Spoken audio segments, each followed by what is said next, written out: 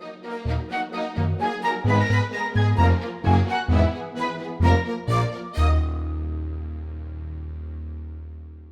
think that from an investment point of view, the money managers would be better served in not investing in fossil fuels right now. Divestment is really a defensive strategy to protect investment portfolios from a loss of value.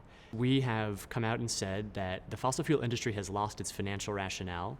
Instead of having an economic basis that's based on long-term supply and demand fundamentals, we actually have an industry that is suffering from intense competition. It has no low-carbon technology on offer that's commercially viable, and it really doesn't have a path to navigate the energy transition. Divestment signals to the wider market that the investor believes the targeted company's long-term strategy is not likely to align with the investor's performance thresholds. Investors that are divesting from fossil fuels are the ones who are taking the long-term view. And these are usually investors that have long-term liabilities, like pension funds and insurers. These are the institutions that need certainty that they will have the necessary income from their investments in 20, 40, or 100 years from today to match their obligations when they are due in the future.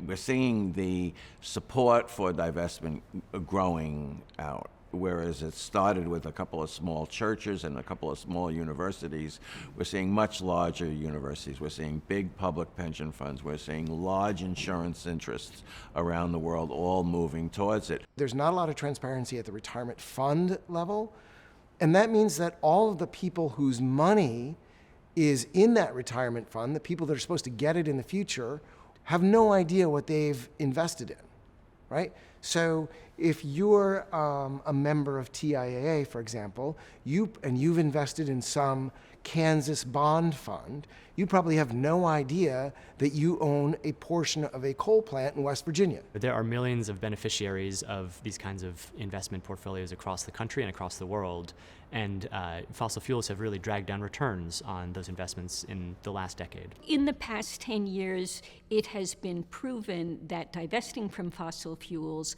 not only allows an equal return on investment. Many companies have had an improved return on investment because of divestment.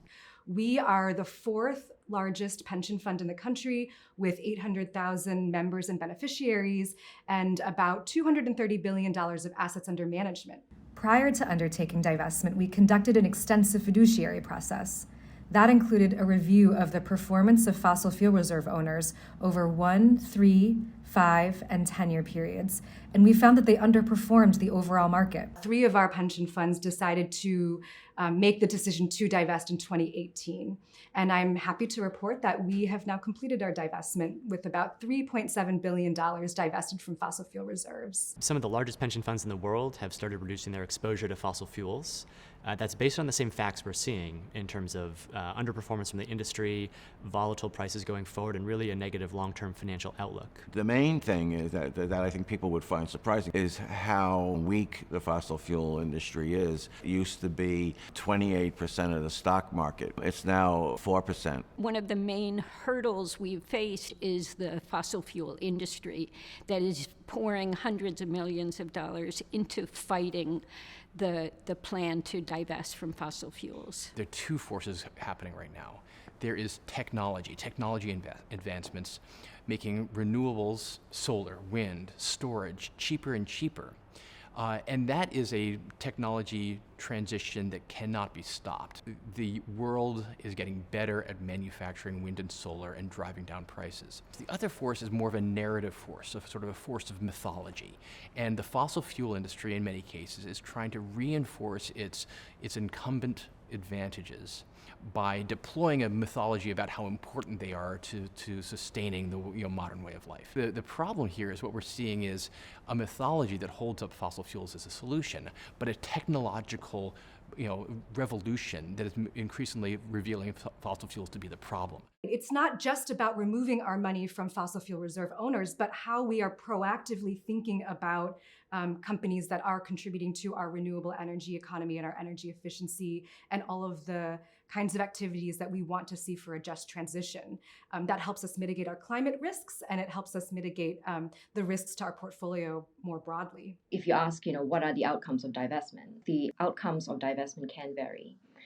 One positive outcome that's been observed is when the divested company finally engages with the investor and takes steps to decarbonize. They show improvements in results. And many of these cases were reported in 2022, and it is a huge win for the case for divestment.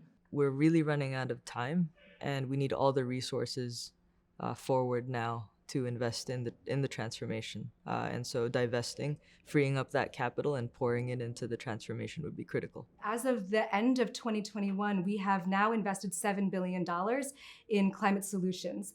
That includes companies that are engaging in renewable energy, energy efficiency, pollution prevention, climate adaptation, all of the things that we really need to head towards a low carbon economy. We hope to galvanize institutional investors to take bolder action in their climate investing as well. It's about recognizing that there is opportunity on the other side of this. You're not going to lose out by pulling your money out. You actually have more to gain, and you have more stability, and you're building more stability. The level of opportunity in the economy is economy-wide. It's not just limited to renewable energy investments or electric cars. This is an opportunity now that is going to go through the entire economy and create businesses the likes of which we've never seen.